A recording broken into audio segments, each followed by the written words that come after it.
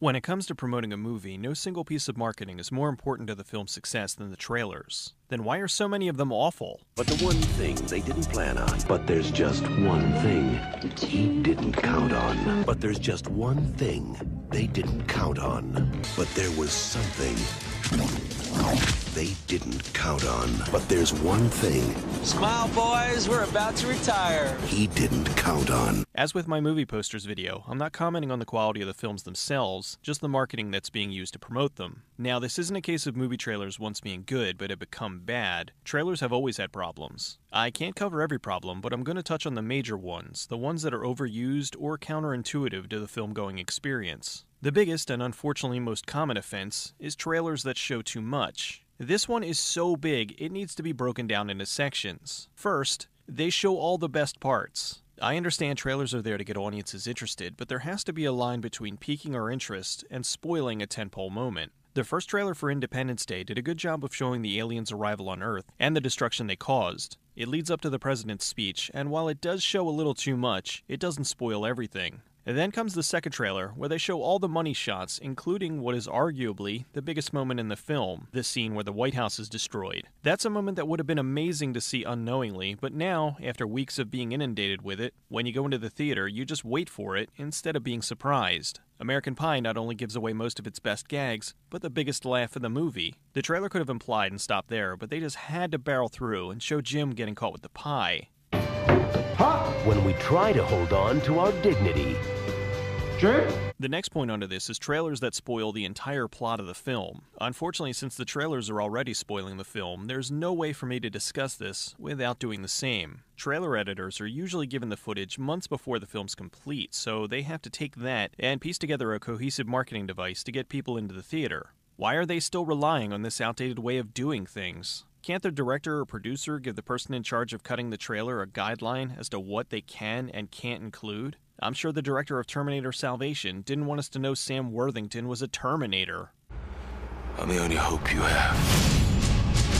Part of the problem with this is the length of trailers. A 2.5-minute trailer is just long enough to go through the basic structure of the film and spoil some key moments. 2.5 minutes is already too long, but now there's some clocking in at 4 minutes. That not only gives them more than enough time to show the main plot, but now with something like The Amazing Spider-Man, that gives them enough time to include entire scenes. As I said, this isn't a recent thing. Look at the trailer for the original Carrie. They give a synopsis of everything leading up to the prom, and even her rampage afterwards. It ruins the whole movie. Now, years later with the Carrie remake, they do almost the exact same thing. The remake was intended to bring in a new audience that more than likely hasn't seen the original. They could have one-upped that version by showing just a few moments instead of the whole plot, so now they've screwed themselves twice over. The people who haven't seen it before now know the entire plot, and the people who have know the movie is almost a carbon copy of the first. In Arlington Road, the whole crux of the film rests on Jeff Bridges trying to figure out if his neighbor, Tim Robbins, is a terrorist. Guess what? He is! You stay a good neighbor and you'll have him back. Grant! If you don't calm down. There's a bomb in the van! Stand by. Grant, stop it! I don't know that I can guarantee his safety. Twilight New Moon is one of the worst offenders of this. The trailer shows every single major plot point in the film. I wonder if this has a direct correlation with audiences being so disenfranchised with movies. Nothing's ever a surprise anymore, and how many times have you heard somebody go see a movie and then say they saw everything coming a mile away? Maybe it's because there was so much footage shown in the trailer they felt like they were watching the movie for the second time. Finally, in this section is trailers that show the end of the movie. In the remake of The Last House on the Left, the trailer already shows us too much, but then they show us the last scene of the film in which the father gets his revenge. What is this? I can't move. You're paralyzed from the neck down. I didn't have any rope or duct tape. In Castaway, Tom Hanks is stranded on a desert island. Not only does the trailer show us he gets off the island, but they go so far as to tell us how long he was on the island. You were lost for 4 years. We had a funeral, coffin. What was in it? And show us the final shot of the movie. Quarantine, the remake of the Spanish film Wreck, takes it a step further by showing us the final shot of the movie and then making that the poster for the film. Next up is misleading the audience. Why would a studio think that lying to the audience is okay? The trailer for Drive made it look like it was in line with the Fast and the Furious movies. In actuality, Drive is a deliberately slow-paced film that builds in tension until the final act. There are a few action elements, but they're about as brief as the ones in the trailer. In some cases, like the remake of Black Christmas, the studio didn't have enough faith in the film, so they shot scenes specifically for the trailer with no intention of ever putting them in the movie. It's one thing if you film something with the intention of having it in the movie, but it ends up on the cutting room floor. This, however, was flat out lying to the audience. The trailer for Red Eye makes the killer look like some kind of demon with a glowing red eye, which never happens in the film. Lady in the Water was made to look like a horror film instead of a fairy tale. Cleveland, run! Something go wrong? What's happening? I thought it was gonna be safe! Jarhead was made to look like an action war movie, when it's really about the downtime during an ongoing war. Trailer cliches come and go, like the record scratch. When I was 16 years old, I fell in love. Which I guess stopped because nowadays most kids have no idea where that sound is coming from. Famous voice actor Don LaFontaine started the trend of In a world, in a world, in a world, in a world, in a world, which was used in a land, and overused. in an age. He passed away in 2008, and it seems that trope ended with him. So with that, let's look at the biggest current movie trailer cliches. The Inception horns, or... This was popularized in the trailer for Inception. It gets used a lot.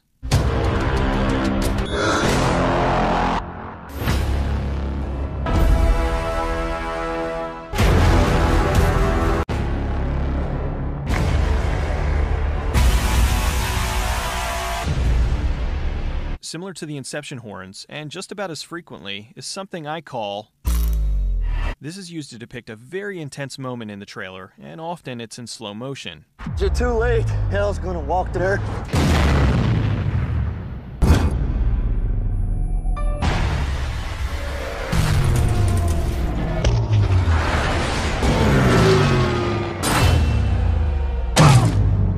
I say we start the bidding at 30 million. Action movie trailers want to leave the viewer on the edge of their seats, so they like to end with something flying at the camera. Often with a smash cut to the name of the movie.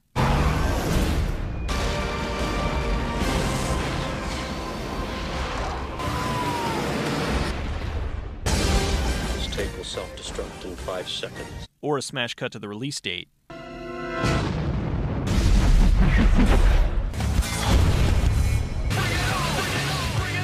Similarly, horror movies want to leave the audience with a big scare, so they use a rising note that builds and builds until they cut to black.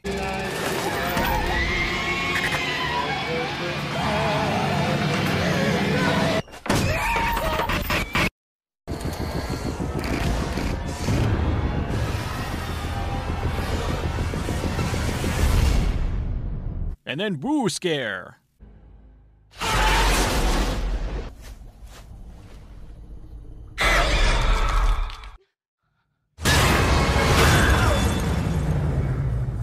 Comedy trailers have two major cliches. The swipe.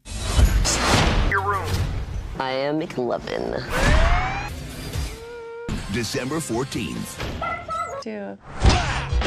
We've got our fridge bear. And Boo Boo's no strings attached, and nobody gets hurt. How are you? And the pause for comedy. I think that Debbie here is one wicked hot box. Thanks, babe. And this chick of yours makes her look like a pig. What? Don't fight the wind, Yogi. Whoa. Never mind. Are you stoned or something? They tried stoning me, my dear. It did not work. I'm pregnant. With a baby? Yes. There's others, like the constant abuse of slowly growing or shrinking titles that explain the story, the strobe light effect,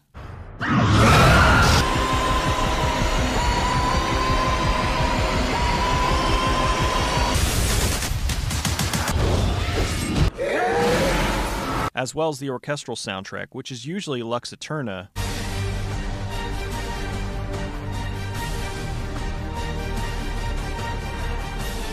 or Bishop's Countdown. Now it's time!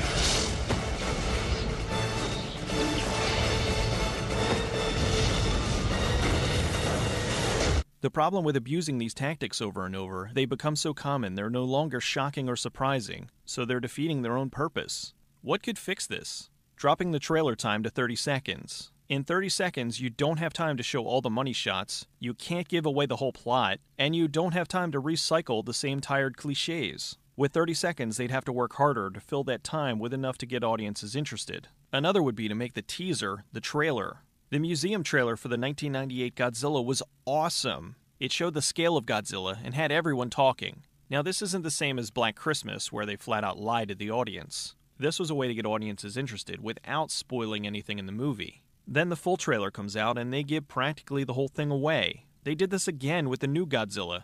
The Airborne Commandos teaser was amazing and had everyone pumped for the movie. Now the full trailer shows the destruction, the tsunami, and even a few shots of Godzilla. Studios think that giving us more is the answer to keep people coming back to the theater, with things like watch the first 10 minutes. Why would I want to do that? Unfortunately, with theaters playing behind-the-scenes footage and then extended trailers before the movies, if you don't want something ruined, you have to sit in a theater with your eyes closed and your fingers in your ears. Believe me, that doesn't look too good on date night.